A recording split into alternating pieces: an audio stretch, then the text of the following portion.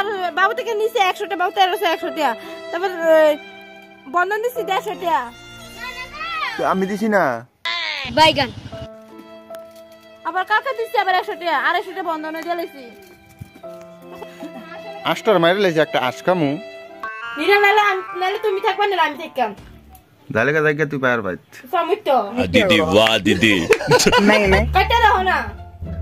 একটা আশ মারছো তেমনি আইছে আমাদের হাস না এই মাত্র 3টা থেকে একটা দিন পারবো না, মরে আছে আমার ছেলে পুরানো জমা লাগে।